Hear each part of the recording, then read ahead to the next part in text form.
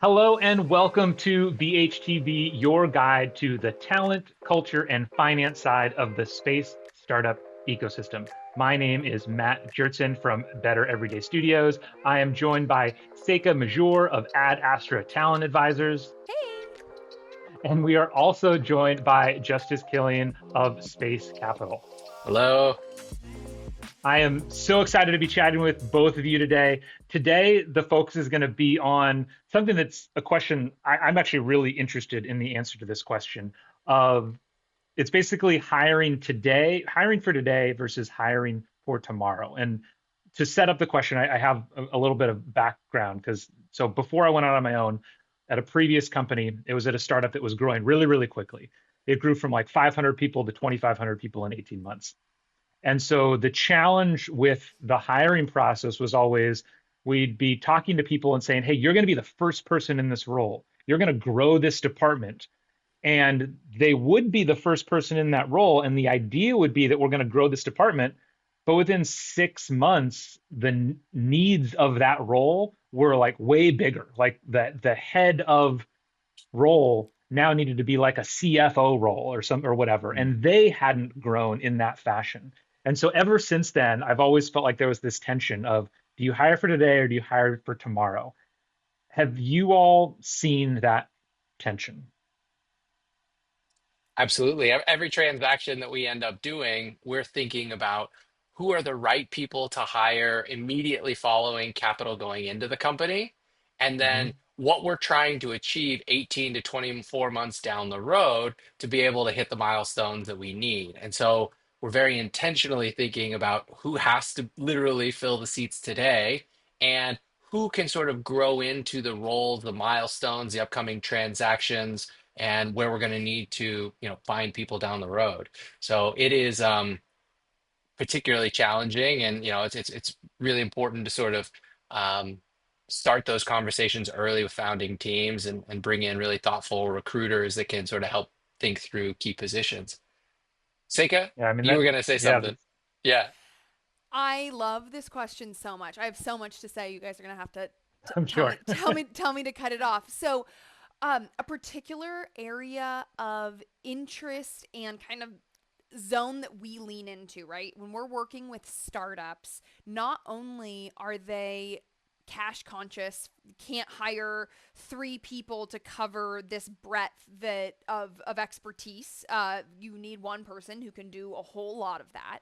But we also need people who are going to be able to have the legacy knowledge of the startup over the next few years, right? So Hmm. looking for somebody, we affectionately term them these like head of roles, and they're Yeah, it's kind of ambiguous, right? But there's someone who's able to actually build the technology with their own hands, but who has the scope and the expertise to be able to grow, mentor a team, and understand strategy. So they've got this kind of leadership executive element to them, but they haven't been in a leadership or an executive role for so long that they're removed from actually doing the technical work themselves.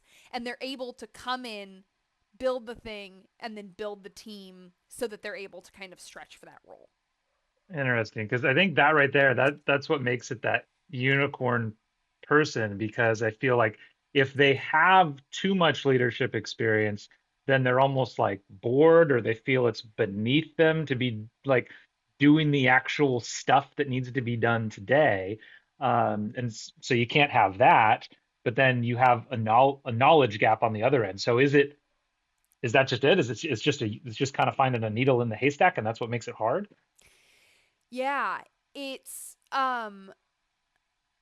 so a few things there. So one, maybe they find it boring, maybe they think it's beneath them, or maybe they just haven't done it in 5 to 10 years, because Mm, if they sure, were at a company, if they're sure. not at a startup where they have to be wearing all of these hats, if they're at a larger organization, their role may purely be that strategy, and maybe they were an awesome electrical engineer 5, 10 years There's ago, but now not they're anymore. managing electrical engineers. They just don't do it as much, and so you can't put Interesting. someone like that in a role where they need to be building the technology.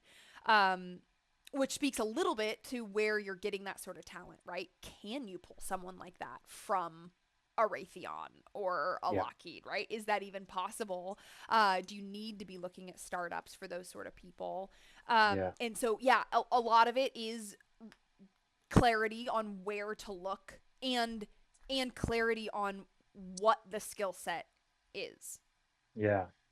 Just as when for the companies that you work with, I suppose, how often does this prove a difficult part of not just the hiring pipes, but like as they grow, of like getting people who can grow with the company, and because they're not able to grow their skill level or whatever it is, it's kind of like putting a top on the company. I think most often what you see is so that first 10 hires that comes in, it's going to be people that can immediately execute and cover a broad set of topics, right?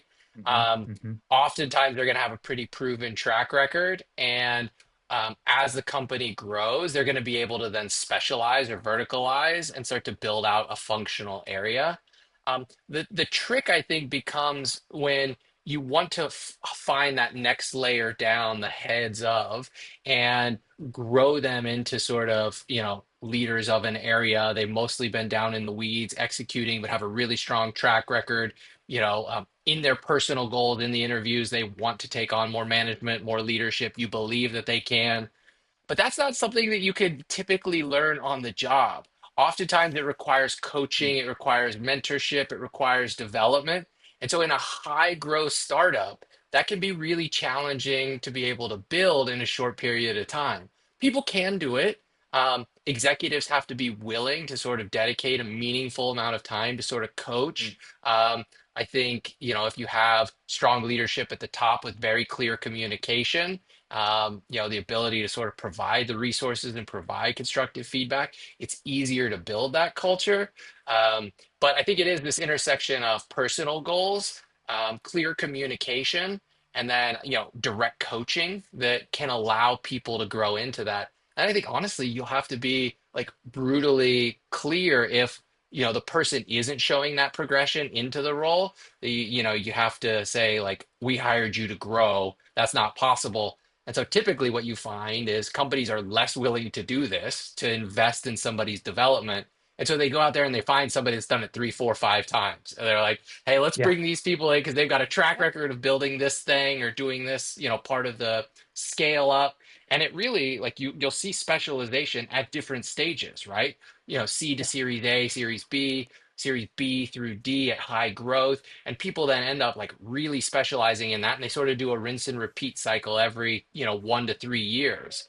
And so it is that question then, are we going to go buy this talent and they have a playbook and bring them in, and or are we going to invest in somebody that we can build and sort of help grow into that? I would say in my experience, I've seen probably a tendency to prioritize the people that have already done it.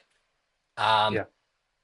I think personally that can sort of pigeonhole a company because it can create this bias towards, hey, this protocol or this program or this development process worked at another company. I'm just going to bring that playbook here and Yeah. sort of follow the same patterns.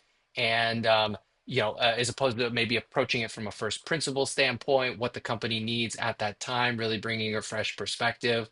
So I think that, those are some quick observations.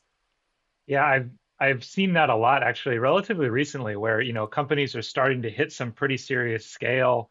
They're building out a supply chain or whatever, and one of the places they often turn to is Amazon, this giant company that's done it before. They bring people in, and almost every time without fail from the stories that I've heard, the next thing that happens is, oh, we need, meeting memos that everybody's gonna, they just try to take Amazon and put it in the company and in this other company. And maybe it works, maybe it doesn't, but I can definitely see that pigeonholing. And I love what you mentioned about this idea that it's probably rarer for individuals to grow through that whole life cycle of a company versus being really great at the Series A, really good at Series C or whatever, like those various stages. They have a toolkit that's like and probably a personality that's really fit for that stage. You're nodding a lot, Seika. Is that kind of what you see, that specialization and stage of company?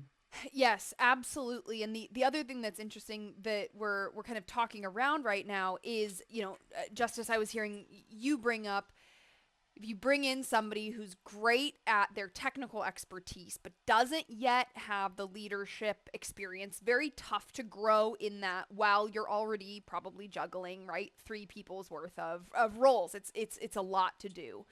And if we bring somebody in without explicit communication, like you were talking about, without the explicit communication that you're doing the thing but you need to figure out how to grow into this leadership or executive position in order for you to maintain or achieve that title. If there is some kind of, like, vaguely mentioned expectations about promotion without clear milestones that need to be hit, you can end up with a really frustrated teammate who comes in saying, hey, I came in as, an engineer building the technology, but I was told that I was going to be the director of this department, and that's now you brought somebody in over me. I'm now upset, right? The clarity needs to be there, and about how those milestones are going to be hit in order for that promotion to be achieved.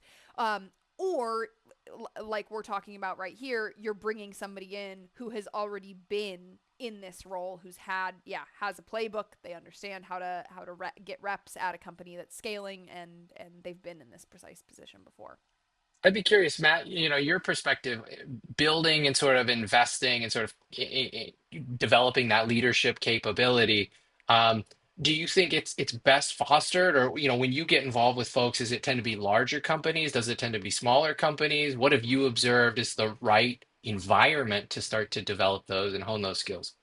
Yeah, training is kind of a tricky thing with this and developing folks because, like, for the first thing, just even if we're not talking about kind of the leadership or people side, if we're talking about the technical skill side, but in order to train somebody, you have to know what you're doing first, right? And very often in these early stages, they just don't know what they're doing yet, or they don't know what they're doing at any kind of scale yet, and so they haven't had the reps to really fine tune the process. So a lot of the technical stuff doesn't make sense to bring in a lot of training yet, and that's why the investment in buying that talent, hiring that talent is so important from the perspective of the leadership side, I think it can be tricky because again, I think in order you have basically two options. You can go the same route as the technical side and say we're figuring this out because the best leadership training is always going to be rooted in the culture of the organization. And just like with the technical stuff, maybe you don't fully know what the culture is supposed to be yet. And so you want to give that a little bit more time to mature and you let things potentially be a little bit more chaotic in the near term. Or, I mean, honestly, like I, my whole premise of what I'm trying to do right now is figure out like what are some foundational elements that will work across any culture that anybody can have as kind of a starting place for leadership and use that as kind of a bridge or a band-aid until you get to something larger. So, Mhm. in my experience, I would say the majority of folks, the majority of organizations do kind of treat the technical skills and the people skills the same way and say we're just going to buy it and see what happens and accept that that's going to lead to some churn. I think that's a perfectly valid option as long as you are open eyes about it and what it means. And I do think it's possible, but it's to do the other way. But I don't think many folks pick that in my experience. So it sounds like if I were to summarize kind of this question based on what you've both been saying of, how do you thread that needle? How do you prioritize hiring for today versus hiring for tomorrow? What I heard is the number one priority has to be hiring for today. You are hiring to solve the problems of today.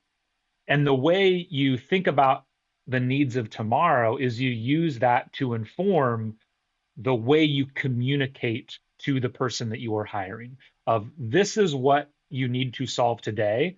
You have the opportunity to grow with the company, but in order to grow, you're going to need to do this.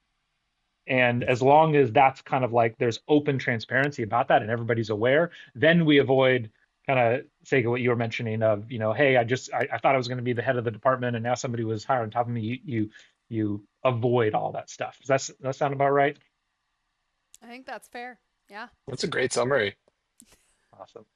Well, I love it. That answered my question. Thank you so much. I'm really excited to have gotten that those experiences from you because you both have much more experience at those early stages. So I hope other folks out there in similar stages will find that helpful. And I look forward to talking to you all again. This is a lot of fun. We're going to keep tackling questions like this using some real world examples. So I look forward to talking to you all next time.